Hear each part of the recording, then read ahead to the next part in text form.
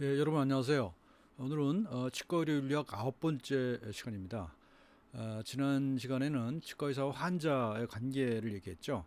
오늘은 치과의사와 사회의 관계를 얘기를 해보겠습니다. 어, 치과의사 사회 관계인데요. 이런 순서로 말씀을 드려보겠습니다. 물론 여러분들 대부분 우리 교재에 나오는 겁니다. 덴탈 에틱스 매뉴얼 이죠. 한국 번역판에 다 있는 내용입니다. 첫 번째는 환자에 대한 의무와 사회에 대한 의무가 충돌하는 경우가 있죠. 그래서 그런 얘기를 좀 해볼 겁니다. 보통은 우리가 치과 의료 서비스라는 게 개인 서비스지 않습니까? 그래서 개인 서비스인데 결국은 그 개인 서비스라는 것도 사회적으로 생산되고 소비되기 때문에 사회적으로 이렇게 통제되는 경향이 있을 수가 있다는 겁니다. 그래서 환자 개인을 상대하는 것이 기본 베이스지만 또한 어떤 사회적 관계에 의해서 그런 의무나 권리가 변할 수도 있다는 겁니다. 그런 얘기를 해볼 거고요. 그다음에 자원 분배와 관련된 윤리적 문제. 이것도 이제 개인의 을 대상으로 할 경우도 있고요. 또는 사회를 대상으로 할 수도 있습니다. 사회 정책의 문제가 될 수도 있고요. 또는 어떤 그 환자들 간의 문제도 있을 거. 누구한테는 많이 주고 누구한테는 적게 줄 수도 있거든요. 또 환자 개인에 대해서도 그 사람에게 어떤 예를 들어서 어떤 재료를 가지고 치료할 것인가 하는 그런 문제도 있을 수 있는 거거든요. 그래서 그런 문제를 좀 얘기해 볼 거고요. 그다음에 이제 공중보건과 국제보건에 대한 책임.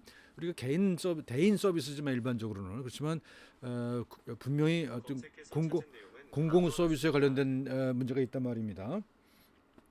그래서 공중보건, 국제보건에 대한 얘기를 할 거고요. 그다음에 우리 교재는 없는 얘기입니다만 최근에 그 여러 가지 문제가 있었습니다. 의사들이 뭐 지난번에는 의사 정원을 늘리는 문제를 가지고 그랬고 또 이번에는 또 다른 문제를 가지고 또 문제가 생겼죠. 그러니까 예를 들면 범죄자의 의사면허를 정지시키는 문제에 대해서 의사협회가 반발해서 뭐 파업을 오늘 하기도 했단 말입니다. 실제로 지난번에 파업을 했고요. 그래서 이게 아주 굉장히 심각한 문제로 번지고 있습니다. 이건 또 의료계 내에 있는 제 입장에서는 또 여러 가지 여러분과 다른 입장을 가질 수가 있는데 또는 의료계 주류의 입장과는 저는 굉장히 다른 입장을 가지고 있는데 이거는 전체 국민의 입장에서 보면 상당한 지탄을 받고 있는 것도 어떻게 보면 사실입니다. 이건 여론조사로 나눈 거기 때문에 그런 것들에 대해서 그 어떤 해결 방법, 그러니까 의사와 어떤 사회 전체의 갈등 그런 문제를 해결하는 방법에 대한 나름대로의 그 제안을 제가 최근에 썼던 칼럼을 통해서 얘기를 해볼까 합니다. 시민 통제라고 하는 건데 하여간 얘기를 해보도록 하겠습니다. 자, 먼저 제가 항상 그 치과 의료 윤리를 얘기할 때 여러분들한테 질문을 드리는 게 이겁니다. 동네 치과 원장님하고 카센터 사장님하고는 어떤 차이가 있을까 하는 겁니다. 제가 이전에 어떤 카센터에 차를 고치러 갔을 때 제가 어떤 직업을 가진지 모르고 있었을 텐데 그 카센터 사장님이 그런 얘기를 하더라고요. 아, 도대체 우리 치과 원장님하고 내가 뭐가 다르냐? 똑같다. 치과 원장님은 사람의 이빨을 다루고 나는 자동차를 다룰 뿐이다. 그런 얘기를 하시는 걸 들었어요. 그리고 그때는 아무 소리를 안 했거든요. 그런데 할 말이 사실은 별로 없더라고요. 그런데 분명히 우리 사회는 그런 두 가지 직업을 구분하죠. 그러니까 치과 의사는 전문직으로 분류를 하죠. 하지만 카센터 사장님은 대개 기능직으로 분류를 하는 경향이 많죠. 그래서 그러면 전문직과 기능직은 어떤 차이가 있느냐? 를 따져볼 필요가 있습니다. 이거 생각을 해볼 필요가 있다는 거예요. 그래서 그 내용을 가지고 살펴보도록 하겠습니다. 보통 전문직이라는 것은 다른 데서 제가 말씀드렸습니다만 이거 서양에서 나온 제목이거든요. 동아시아에서는 이런 제목이 없었어요. 프로페션이라는 말이거든요. 근데 프로페셔널이라는 말은 프로페티어라고 하는 말에서 온 것으로서 선언한다는 뜻이었었어요.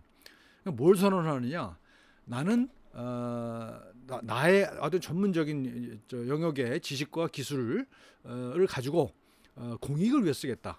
내 사익이 아닌 공익을 위해 쓰겠다라고 선언한 사람이라는 뜻이에요. 원래 의미가 그런 의미인데 그런 물론 어원적인 의미가 그렇다는 거지 뭐 진짜 그렇다는 건 아니죠. 그렇다는 겁니다. 그래서 서양에서 전문직이라고 하는 것은 프로페션이라고 하는 것은 전통적으로 요 세 직업을 얘기하는 거죠. 청직자, 의사, 법률가 요 세 직업이 패러다임 프로페션이라고 그래서 그 아주 전형적인 프로페션이라고 얘기를 해요. 그래서 정직자는 사람의 영혼을 돌보고, 의사는 몸을 돌보고, 법률가는 그 사람의 어떤 법률적 권리와 의무, 그런 사회생활을 돌보는 그런 거라고 볼 수가 있습니다. 그래서 그게 아까 말씀드린 것처럼 기능직과 전문직이 뭐가 다르냐? 우선 인간 서비스라는 것이 다르죠. 그죠? 물론 자동차도 인간의 서비스를 하는 겁니다만 간접적으로만 그런 것이고요. 요 세 전문직은 인간 서비스입니다. 인간을 대상으로 하는 서비스가 됩니다. 그렇죠? 그래서 그런 점에서 큰 차이가 있는 거고요. 뭐 고도의 전문성을 가진다는 것은 전문성의 정도를 뭐 설명하라면 또 다른 문제가 됩니다만, 카센터 사장님도 전문성을 가지고 계시죠. 그렇기 때문에 고도의 전문성도 물론 그것보다 조금 더 높은 수준의 전문성을 요구할 수는 있습니다. 또 그 많은 오랜 교육 기간이 필요한 것도 맞고요. 그런 것도 있어서 그런 차이가 분명히 있습니다. 근데 그것보다 더 중요한 것은 저 요 세 가지라고 생각을 합니다. 먼저 첫 번째는 불확실성이에요. 확실하게 결정된 게 없죠. 그렇죠? 근데 카센터에서 자동차를 고치는 데 있어서는 거의 확실하죠. 뭐 100%라고 얘기할 수는 없을지 모릅니다만 거의 디자인된 대로, 그죠? 그 자동차가 설계된 대로 복원시키면 되는 거예요. 그렇기 때문에 불확실성이 거의 없죠. 반면에 의료라고 하는 것은 굉장히 불확실한 영역이죠. 진단이 내려지고 치료 계획이 세워진다 하더라도 100% 그 코스를 가리라는 법은 없습니다. 마찬가지로 이 영혼을 다룬 성직자도 마찬가지죠.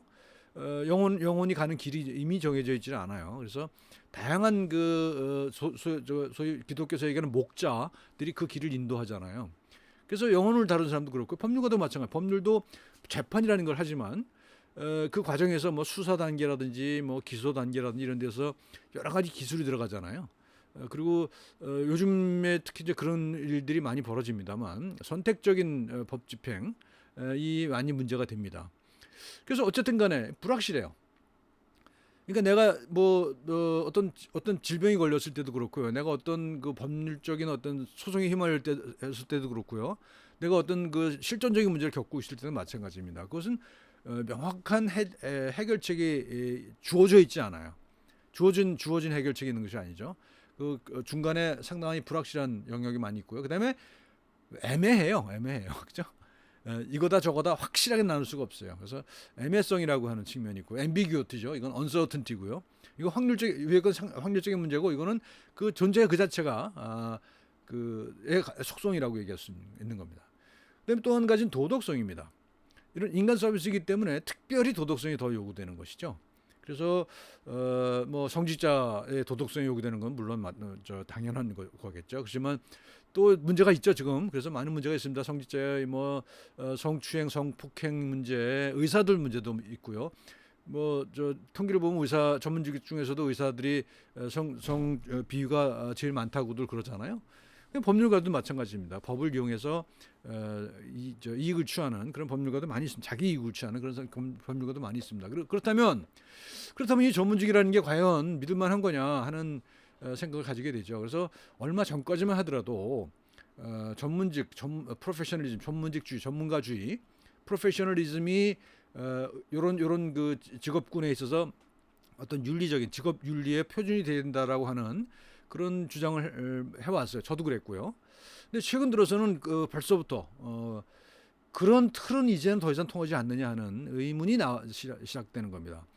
이것도 마찬가지입니다. 우리가 지금 그 코로나 극복 상황에 있어서 거의 세계의 표준이 돼가고 있는 것과 마찬가지로 이 전문직 문제에 있어서도 이거 우리가 여태까지 받아들인 것은 서양에서 만들어진 전문직이라고 프로페셔널리즘이라고 하는 그런 어떤 틀이었거든요.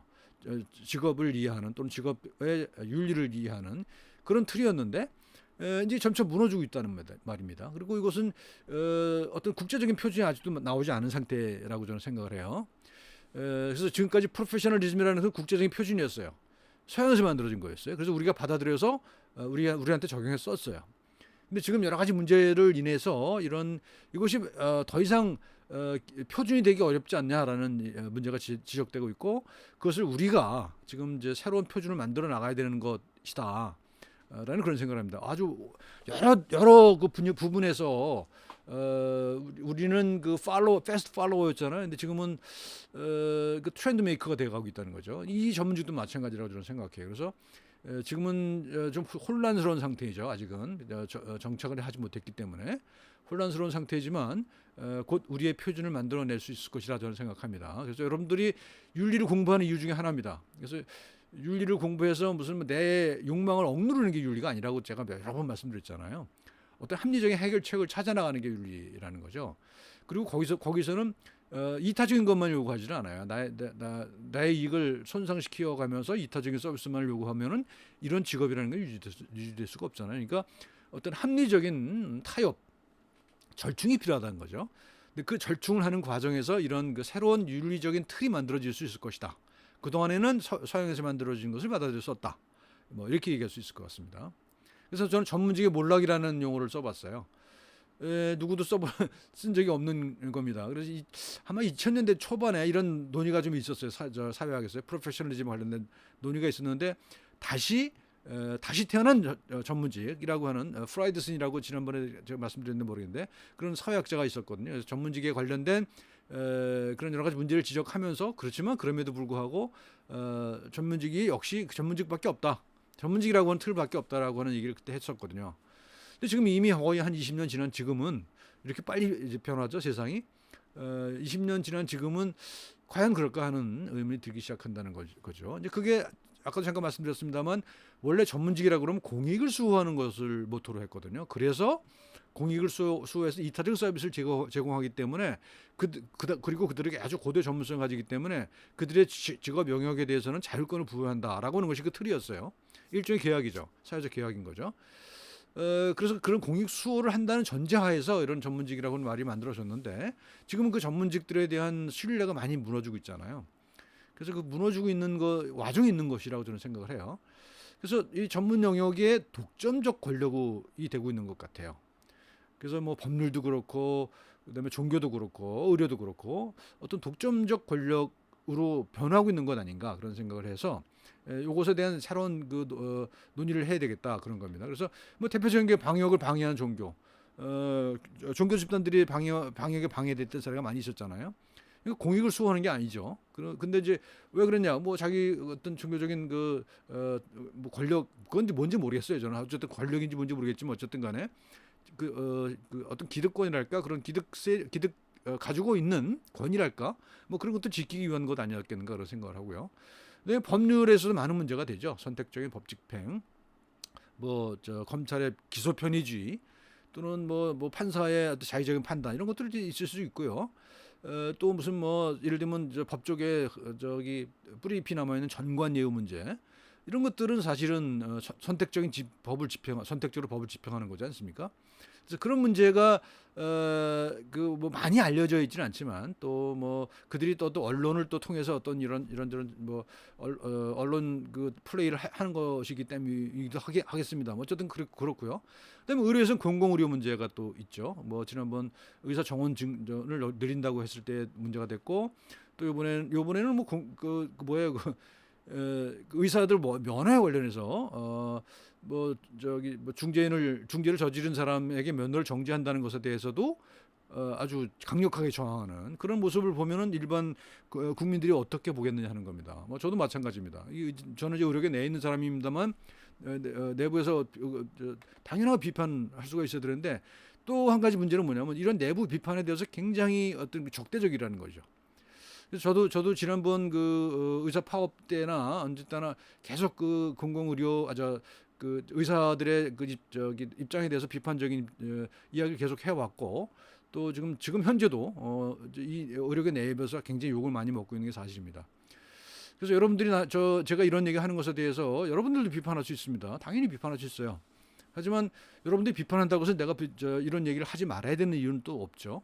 그리고 또 객관적으로 보아도 대다수 국민들이 이해하지 못한단 말이죠. 이런 행동에 대해서 이런 것들이 문제입니다. 이것을 우리 전문직 내부에서만 모르고 있는 것 같아요. 저는 그래서 그걸 모른 채로 지속적으로 저렇게 자기 주장만 하게 되면은 이건 전문직이 필연적으로 몰락할 거다라고 저는 생각을 해요. 이익 집단으로 타락하게 될 거라는 거죠. 그래서 그런 점에 있어서 우리가 좀 경각심을 가지고 우리의 권익을 지키기 위해서라도 이런 그 어떤 그 어떤 이익 집단과 같은 그런 행동에 대해서 좀 비판을 하고 바로잡을 노력을 해야 되지 않나 그런 생각을 합니다. 자, 여긴 좀 어떻게 볼까요? 어떤 논란의 여지가 있는 이야기를 지금까지 했습니다. 그리고 여러분들도 토론을 통해서 제 이 주장에 대해서 반론이 있으면 반론을 제기해 주시면 또 나름대로 또 다른 기회를 통해서 또 토론을 해볼 수 있을 것 같습니다. 자, 치과의사 세 가지 계약이 있다고 저는 봐요. 임상적 계약이요. 가장 중요한 거죠. 환자를 직접 만나서 환자 치료를 계획을 세우고 치료를 시행하는 거예요. 그 임상적 계약 관계죠. 그러니까 이것은 어떤 상업적 거래의 성격도 분명히 있습니다. 그렇죠? 여기서 돈이 오가니까요. 그렇지만 또 한편으로 그 거기에 그 건강보험이라는 것이 관련되고 그 건강보험뿐만 아니라 다양한 어떤 그 보험 관계 또 뭐 그런 것도 적용되기 때문에 사회적 계약이기도 하죠. 그죠? 보험이라고 하는 것이 또 들어가 있고요. 그다음에 여기 뭐 일반적인 우리 건강보험뿐만 아니라 당연 가입하는 건강보험뿐만 아니라 사적으로 가입하는 보험들도 들어갈 수 있어요. 그러니까 사회적 계약이죠. 그다음에 또 한 가지 중요한 게 도덕적 계약이라는 것이죠. 그래서 나는 이거는 저 환자가 의사한테 자기 몸을 맡기는 거잖아요. 그런 점에서 상당히 도덕성이 강한 영역이라고 볼 수가 있는 겁니다. 앞에 말씀드린 것처럼 그래서 전문직이라는 게 들어왔던 거거든요. 이런 앞에 말씀드렸던 이런 전문직들이요. 이런 전문직들이 바로 도덕성이라고 아까 말씀드렸잖아요. 그죠? 도덕성 때문이라도 이들 때문에 그런 그 주요한 요인으로 전문직이라고 하는 그런 직업이 탄생하게 됐다고 하는 사실들을 우리가 잊으면 안 됩니다. 그래서 우리는 이 세 가지 계약을 가지고 있다는 것, 세 가지 계약을 했다라고 생각하면 쉽다는 거죠. 자, 치과의사 전문직 프로페션입니다. 프로페션이죠. 말씀드린 대로 선언하다는 뜻이에요. 프로페티어라고 하는 라틴어에서 온 말이고요. 그래서 그것은 뭘 선언하느냐? 나는 뭐 이게 히포크라테스 선서를 생각하시면 돼요. 저는 이제 의사가 됐잖아요. 의사가 되면서 이렇게 하겠노라라고 선언을 하잖아요. 그 선언을 지키는 것. 그것이 프로페션이라는 거죠. 그래서 아까 말했던 세 가지 패러다임 프로페션 중에서도 의사라는 직업이 히포크라테스 선서라는 것 때문에 가장 그 모범적인 프로페션으로 되어 있었던 겁니다. 그래서 타인의 안녕에 대한 헌신을 요구하잖아요. 그렇죠? 근데 이건 사실은 지난번 이제 내가 다른 데서 말씀드릴 기회가 있었습니다만 히포크라테스 선서라는 것 그 자체도 사실은 하나의 계약이라고 볼 수가 있습니다. 실제로 계약입니다. 계약이었고요. 그래서 요 나중에 들어간 거라고 생각해요. 저는 뭐 헌신 이런 거는 그 히포크라테스 선서 원문에 있었던 건 아니고 20세기에 만들어진 그런 거라고 생각해요. 그래서 좀 부과된 거라고 생각할 수 있고요. 어쨌든 간에 치과의사에게는 이런 것들이 요구된다는 거고 그다음에 높은 도덕적 기준이 요구가 되죠. 일반 인보다도 더 높은 도덕적 기준. 예를 들면 카센터 사장님보다도 치과 원장님에게는 더 높은 도덕성을 사람들이 기대를 하잖아요. 그런 이유가 뭐냐를 생각해 볼 필요가 있다는 겁니다. 그래서 그다음에요. 그다음에 말씀드린 대로 방대한 지식과 기술을 가지고 있어요. 오랜 시간 아주 힘든 여러 노력을 기울여서 면허를 또 따고 또 훈련 과정을 거쳐서 뭐 전문의가 되고 뭐 이렇게 된단 말이죠. 그래서 방대한 지식과 기술을 가지고 있다는 것이 특징이고요. 또는 높은 수준의 자율성을 가지고 있어요. 그러니까 치과의사라는 직업을 면허를 가지지 않은 사람에게는 허용되어 있지도 않잖아요. 그죠? 허용되어 있지 않지만 면허를 가진 사람은 그 면허가 허용한 범위 내에서 여러 가지 자율적인 판단을 할 수가 있다는 것이죠. 그래서 물론 이제 한계는 있지만 또 여러 가지 우리나라 같은 경우에는 자율적 징계권이 없죠. 자율적 징계권을 국가가 가지고 있잖아요. 징계권을 국가가 가지고 있고 법으로 정하게 돼 있단 말이죠. 그런데 이제 서양에서는 아주 높은 수준의 자율성을 가지고 있어요. 그건 나중에 또 다시 말씀드리겠습니다. 마지막에 면허에 대한 시민 통제 그 부분에서 다시 말씀드리도록 하겠습니다. 그래서 어쨌든간 치과의사는 프로페션이다, 전문직이다. 전문직에게는 이런 것들이 요구된다 하는 걸 얘기를 하고요. 그다음에 이제 이중 충성 이야기인데요. 우리는 이제 환자에게 충성하는 게 가장 중요한 거겠죠. 우리가 항상 얘기하잖아요. 환자의 필요가 모든 것에 우선한다. Put the patient first죠. 환자 우선의 원칙. 이것이 뭐 어디나 제일 먼저 나오는 것이고요. 그렇지만 이 환자의 이익과 사회의 이익이 충돌하는 경우가 있을 수가 있단 말이죠. 마치 뭐란 것 같은가 하면 성직자에게 고해성사를 했는데 성직자가 저기 성도가 범죄를 저질렀다는 고해성사를 했을 때 성직자가 그것을 신고를 해야 될 의무가 있느냐 이런 것과 좀 비슷한 얘기죠. 그래서 그것보다는 좀 강하지 않죠. 그것보다는 약하지만 사회적 이익과 환자 이익이 충돌될 때가 있습니다. 예를 들면 지정 전염병 환자가 있어요. 그러면 환자가 왔다 그래요. 진료 받으러 왔다고 해요. 그러면 근데 그거 알았어요. 그러면 이거는 신고하게 돼 있잖아요.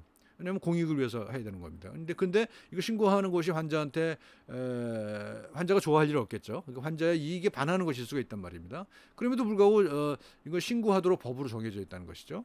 또한 아동 학대 흔적을 발견했을 때도 마찬가지입니다. 아동이 학대를 당한 흔적을 발견했을 때 우리는 법으로 정해져 있지 않지만 미국의 일부 주에서는 그것을 신고하는 것을 의무로 한 그런 곳도 있다고 그래요. 그러니까 이런 경우에는 그 보호자를 해야 하는 것일 수가 있잖아요. 어떤 범죄 행위를 보고하는 거니까요. 그래서 이런 것은 뭐 예외에 속한다고 볼 수가 있습니다. 자, 그다음에 임상적 자율성을 제한하는 경우가 있죠. 예를 들면 보험에 의해서 정해진 바대로만 하도록 하는 그런 경우가 있잖아요. 그래서 더 최선의 진료가 아닌데도 불구하고 보험이 허용하지 않기 때문에 치료를 어디서 멈춘다든가 최선이 아닌 그런 치료를 하는 경우도 있을 수가 있는 것이죠.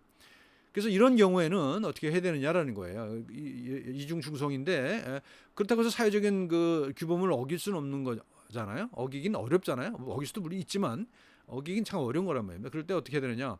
환자를 적극 옹호해야 된다는 겁니다. 그래서 환자의 이익이 보장되도록 예컨대 어떤 특별한 치료법이 보험이 적용이 안 된다고 한다면 환자를 위해서 그 보험을 적용하도록 하는 그런 어떤 그 정치적인 노력을 기울인다든가 그런 것들이 필요하다는 겁니다. 무조건 환자를 위한 것만은 아닐 수 있겠죠. 보험을 확대하는 것이 어떤 경우에는 의사의 이익에 반하는 것일 수도 있어요. 근데 대부분의 경우는 장기적으로는 확대했을 때 의사가 손해를 본다는 증거는 없는 것 같아요. 근데 상당히 많은 의사들이 그걸 오해를 하는 부분이 있는 것 같은데 사실은 우리나라의 의사들이 건강보험이 확대 실시되면서 오히려 더 이득을 얻었다는 통계들이 있습니다. 근데 공공의료도 마찬가지예요. 보험 확대 문제도 있고 공공의료도 마찬가지입니다. 사실은 공공의료의 혜택이 확대되는 것은 환자한테 좋은 거 아닙니까? 그렇죠? 근데 그래서 저는 이게 이제 이해가 안 되는 거예요. 의사협회가 이거를 공공의대를 뭐 세운다고 했을 때 그것을 그렇게 파업까지 하면서 반대를 하는. 그리고 그건 뭐 의사협회뿐만 아니라 뭐 전공의든 뭐 대학병 의사는 다 모두 거의 대부분이 적극적으로 동조했던 것이었거든요. 그래서 그건 전 이해가 안 돼요. 이해가 안 되고 제가 가지고 있는 지식, 제가 가지고 있는 어떤 판단력으로는 도저히 이해가 되질 않아요. 그거는 결코 의사들의 이익에 부합하는 것도 아니라는 그런 판단이거든요. 그건 확신을 하거든요. 저는 나름대로 저는 이런저런 공부를 하고 그렇기 때문에 알아요. 안다고 자부를 해요. 그래서 좀 짧은 소견으로 그 극단적인 행동을 하는 거 아닌가라는 생각을 해요. 그래서 결국은 의사들의 이익에도 좋지 않은 그런 일을 하는 것 아닌가라는 생각을 합니다. 그렇습니다. 그다음에 기본 인권을 침해하는 간섭 이런 것들이 있을 수가 있죠. 의사들이 과거에는 사실은 권력에 부역하는 경우가 많이 있었거든요. 대표적인 게 이겁니다. 이게 1987이라는 영화에 나온 거잖아요. 박종철이라고 하는 분이 있었죠. 당시 서울대학교 학생이었는데 남영동 대공부실에 끌려가서 뭐 시위를 주도한 친구의 소재를 밝히라고 고문을 받죠. 그러다가 물고문을 받다가 사망한 사례입니다. 그리고 그 당시 경찰은 이 사건을 덮기 위해서 뭐 여러 가지로 노력을 하죠. 여러 가지 노력을 하는데 그래도 어쨌든 간에 이 뭐 사망 진단서도 모두 필요했기 때문에 그 주위에 있는 중대병원에 연락을 하죠. 그래서 여기 온 의사가 오연상이라고 하는 의사입니다. 아마 그때 레지던트였을 거예요. 이분이신데 지금은 이제 중대의대 교수님이 되 계시죠. 그랬을 때 갖은 협박과 회유에도 불구하고 끝까지 자기 소견서를 썼고 그걸 계기로 해서 결국 이 사건이 불거진 거죠.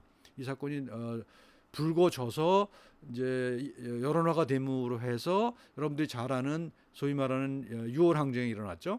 6월 항쟁이 일어나서 그 결국은 그 뭐라 그럽니까 그 호헌을 하겠다고 했던 전두환 정권이 결국은 국민의 요구에 굴복을 해서 최초가 아니죠.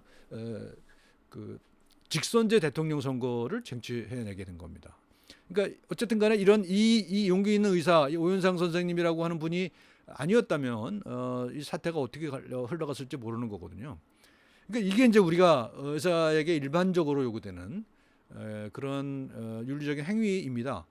근데 그게 윤리적인 행위를 하는 게 쉬운 일은 아니라는 걸 이 사례를 통해서도 알 수가 있겠죠. 이분은 아마도 자신에게 닥쳐올 굉장히 큰 불이익을 직감하셨을 거예요. 그렇지 않겠어요? 그 당시에 얼마나 폭압적인 정권이었는데, 그렇죠? 그럼에도 불구하고 의사의 양심을 지킨 거죠. 의사의 양심을 지켜서 그 의사의 양심을 지켰을 뿐만 아니라 그것이 역사의 흐름을 크게 바꿔놓는데 크게 기여하신 그런 분이라고 볼 수 있는 거죠. 그러니까 의사라고 하는 존재가 이런 그 역할을 가지고 있다. 윤리적 의미를 가지고 있고 그 윤리적 의미가 세상을 이렇게 바꿀 수도 있다는 얘기를 하는 겁니다.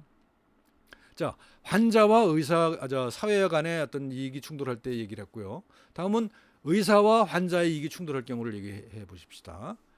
뭐 예를 들면 이런 거예요. 과도한 보상. 예를 들면 무슨 뭐 재료상이라든가 제약회사라든가 이런 데가 많이 이제 방문을 하잖아요. 그래서 소위 말해 디테일을 해요. 그래서 그 자기네 제품 팔기 위한 여러 가지 노력을 한단 말입니다. 그러면서 굉장히 많은 그 어떤 물질적인 혜택을 제공해 주는 경우가 있어요. 무료 샘플을 많이 준다든가. 그다음에 무슨 학회를 가는데 그 학회 여비와 숙박비를 뭐 제약회사 또는 치과 같은 경우는 뭐 임플란트 회사가 주는 경우도 많이 있죠. 그리고 연구 활동을 지원한다든가 이런 방식을 통해서 마케팅을 하거든요. 그래서 이랬을 경우에 가만히 생각해 보면 이런 샘플 그 무료 샘플이 많다든가 그 제약회사나 저기 재료 회사로부터 지원을 받는다고 하면 결국 그것은 부담은 결국 환자한테 가는 거잖아요, 그렇죠? 그래서 사회 보건 비용이 증가하는 현상이 발생한다는 거예요. 이건 내 얘기가 아니라 우리 교재에 나온 얘기고요. 그리고 이래서 이제 각국 나라들은 여기에 맞는 어떤 통제 장치들을 마련해 놓고 있기도 하죠. 미국 같은 경우에는 그 상한을 설정하는 방식으로 하고 있죠. 근데 우리는 아마도 그냥 불법화돼 있을 거예요. 아마 합법화돼 있지는 않는 걸로 아직 알고 있어요. 그래서 불법이지만 또 그렇다고 해서 또 아무도 안 하는 게 아니라 상당 그럼에도 불구하고 계속 하는 뭐 그런 어정쩡한 사회에 있는 상태에 있는 거로 저는 생각합니다. 그래서 이것도 이 문제도 앞으로 우리가 어떤 그 합의를 통해서 타협을 통해서 어떤 그 중간 지점에서 합의를 보는 그런 규정을 만들어낼 필요가 있을 것 같습니다. 그래야 죄책감 없이 뭐 나름대로 할 수 있을 거나 합법적인 그 테두리 안에서 그래야 될 것 같습니다.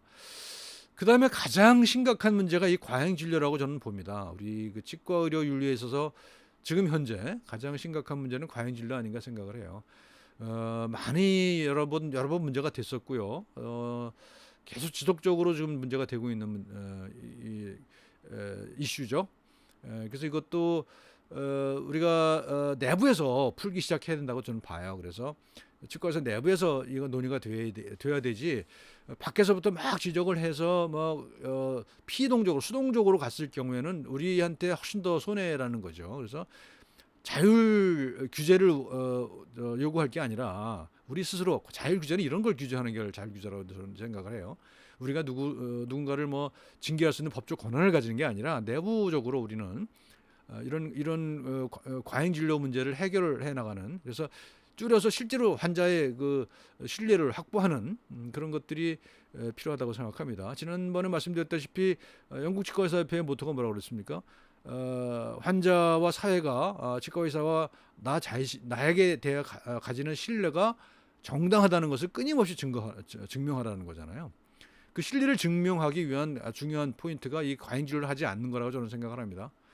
그래서 과잉 진료라는 게 그럼 그 기준이 어디냐? 이것부터 정해야 돼요. 정의가 아직 안 돼 있어요. 이것 정의가 안 돼 있는 것이 또 문제입니다. 그래서 정의를 하고 정의를 누가 합니까? 이거는 전문가가 할 수밖에 없는 거잖아요. 그러니까 전문가인 치과의사들이 내부적으로 과잉 진료가 어디까지는 과잉 진료를 본다, 그렇지 않다 하는 기준을 정하는 일부터 시작해야 될 거라고 생각을 합니다. 그래서 뭐 항상 어느 때나 제1 원칙은 뭐예요? 환자에게 유리하도록 문제를 해결하라는 거예요. 어, 나의 이익이 되는 방향으로 해결해서는 안 된다. 그렇지만 나의 이익을 희생해서는 안 되겠죠 또.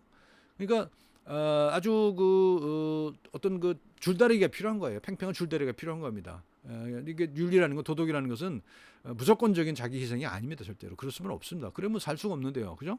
그러니까 내 이익을 어느 정도 손해 볼 것이냐, 또는 얼마나 챙길 것이냐. 라는 것을 항상 생각해야 되는 것이죠. 거기서 제일 원칙은 환자에게 유리하도록 문제를 해결하라는 거예요. 근데 그게 뭐 금전적으로 돈을 덜 받는 게 환자한테 유리한 거냐, 아니면 장기적으로 이 사람이 그 최선의 진료 받았을 때 소위 말하는 가성비가 좋은 거냐, 이것도 따져봐야 되는 문제예요. 그러니까 단순한 문제는 아닙니다. 뭐 환자한테 무조건 깎아준다고 좋은 의사인 건 아니고, 치료비를 안 받는다고 좋은 의사인 것도 물론 아니죠. 우리는 사회 속에 존재하는 존재이기 때문에 그렇습니다. 그래서 우리 내부적으로 어떤 기준을 정하고, 그다음에 사회적인 합의를 통해서 그걸 만들어 나가는, 그런 기준을 만들어 나가는 그런 것이 윤리적인 태도라고 볼 수가 있을 것 같습니다. 자원 할당의 문제가 있죠. 보건의료 자원은 항상 부족하게 돼 있어요. 항상 부족하게 돼 있기 때문에 여러 가지 수준에서 있습니다. 거시적 수준, 그러니까 예를 들면 국가 예산을 배당할 때 보건복지 예산을 얼마나 쓰느냐, 이것도 아주 거시적 수준에서 정해야 되는 거고요. 중간 수준에서는 뭐 병의원에 어떤 그 질병에 대해서 더 많이 투자를 하느냐, 이런 것도 있을 수가 있어요. 그래서 예를 들어서 무슨 돈이 많이 되는 곳에 투자를 할 것이냐, 아니면 공익에 부합하는 그런 투자를 할 것이냐, 이런 문제가 있는 거죠. 미시 수준에서는 이제 개별 환자를 중심으로 해서 치료를 계획을 세우고, 또는 내가 감당할 수 없을 경우는 의뢰를 하고 하는 그런 할당의 문제가 있다는 거죠. 이것은 항상 항시적으로 주어진 거라고 볼 수가 있어요. 근데 이 미시 수준의 것은 우리가 항시적으로 보면 항시적으로 겪는 거고, 중간 수준도 좀 중장기적으로 있는 거고, 거시적으로는 또 진짜 그야말로 장기적으로 있는 겁니다. 그래서 이런 각각의 수준에서 자원 할당의 문제가 항상 있다라고 하는 것을 이해할 필요가 있겠죠. 그리고 제가 아까 잠깐 말씀드렸던 것처럼 과잉진료 문제를 비롯해서 이런 문제들을 해결하기 위해서는 저는 이제 이런 게 필요하다고 해요. 임상 진료 지침이 필요하다. 그래서 각 전문 과목별로 표준 치료라고 하는 것을 만드는 거예요. 물론 자율성이 보장되어 있기 때문에 그것을 또 우리는 말씀드린 대로 카센터 사장님이 아니기 때문에 또 사람이 몸을 다루기 때문에 명확하게 나와 있을 수는 없어요. 그렇지만 대체적으로 어떤 질병에서는 어떤 질환에서 어떤 방식으로 치료하는 것을 표준으로 본다. 그럼 거기서 기준을 정해놓고 거기서 이렇게 변이가 있겠죠. 물론 그 변이를 인정하는 수준에서. 그래서 임상 진료 지침을 만드는 것이 절실하게 필요하다고 저는 생각을 해요. 그래서 여러 번 주장을 했는데 협회가 별로 안 하고 있는 것 같아서 좀 안타깝긴 합니다. 몇몇 관은, 의과 같은 경우에 몇몇 관은 이런 것을 만들고 있는 걸로 알고 있어요. 그리고 미국 같은 경우에도 제가 벌써 학생 때니까 벌써 몇 년인가요? 80년대니까 70년대 80년대니까 벌써 50년 이상 된 때인데, 그때도 벌써 이미 미국은 ADA가, 미국 치과의사협회가 Accepted Dental Therapeutics라고 하는 그런 표준 진료 지침을 가지고 있었어요. 그리고 우리가 그걸 가지고 학교에서 수업을 했던 기억이 있거든요. 근데 우리는 그게 아직 없단 말이죠. 그래서 우리가 진짜 선진국인데 이제 경제적으로나 여러 가지로 선진국인데 이런 것이 좀 없다는 것이 좀 안타까워요. 그래서 임상 진료 지침을 조속히 만들었으면 좋겠어요. 자, 공감의 원칙과 정의의 원칙입니다. 공감의 원칙은 개인에게 해당하는 것이고, 정의의 원칙은 사회에 해당하는 것이겠죠. 개인에게 공감하고 그 환자 개인이죠. 환자 개인에게 공감해서 그 환자의 이익을 위해서 우리가 일을 하는 거죠. 그다음에 또 한 가지는, 그렇지만 그 사회 전체의 자원 배분이라는 문제도 있기 때문에 정의 원칙도 필요하다는 겁니다. 그래서 이런 하나, 둘, 셋, 네 가지 방식이 있어요. 이 공감의 원칙과 사회 정의 원칙을 이 균형을 이루게 하는 방법. 첫 번째는 자유주의죠. 이거는 무조건이라긴 좀 그렇습니다만 개인을 중심으로 생각하는 거죠. 그래서 개인이 노력에 따라서, 또는 어떤 상호 계약에 따라서 개인들을 중심으로 생각하는 그 개인주의, 이것이 미국을 중심으로 한 그런 거죠. 그래서 뭐 의료 서비스도 그런 걸로 상품으로 지금 간주되고 있잖아요. 그래서 미국이 지금 그런 상황이고 그 결과 지금 거의 의료 붕괴 직전까지 와 있는 것 아닌가 그런 생각이 들죠. 이 진료비가 어마어마하게 비싸다는 건 다 알려져 있는 거 아닌가요? 미국 같은 경우에. 그렇죠. 그래서 뭐 일부 전문과에서 의사들이 잘 살지 모르지만 진료비가 비싸다고 해서 의사들이 잘 사는 것도 또 아니거든요. 그래서 이 자유주의는 이제 실험을 통해서 이제 좀 문제가 있다는 것이 드러나는 것 같고요. 공리주의는 최대 다수의 최대 행복이잖아요. 행복의 총량을 보는 건데 사실 행복 또는 안녕 이런 것들을 어떻게 수량화하기가 할 수가 있나 싶어요. 그래서 어떤 추상적인 가치가 돼 버렸어요, 실제로는. 그래서 뭐 공리주의라는 것은 물론 이론적으로는 아직도 훌륭한 이론이고 또 실질적으로 어떤 그 윤리적인 그 판단을 할 때 고려해야 될 그런 중요한 원칙이긴 하지만 일반화하기는 아주 최고의 원칙으로 삼기는 좀 어려운 그런 문제가 있죠. 또는 평등주의 또는 사회주의겠죠. 모든 사람에게 똑같이 제공하는 겁니다. 그러니까 예를 들면 뭐 어떤 충치가 있다고 할 때 뭐 그 사람이 무슨 국회의원이든 또는 그 사람이 노숙자든 똑같이 뭐 아말감 또는 금으로 똑같이 한다는 거죠. 그래서 이게 평등주의고요. 이게 스웨덴 같은 나라가 그렇게 한다고 그래요. 제가 뭐 정확히 확인해 보지는 않았습니다. 어쨌든 간에 반대로 회복주의라는 게 있습니다. 이건 상대적으로 불이익을 받았던 사람들에게 더 많은 혜택을 주는 겁니다.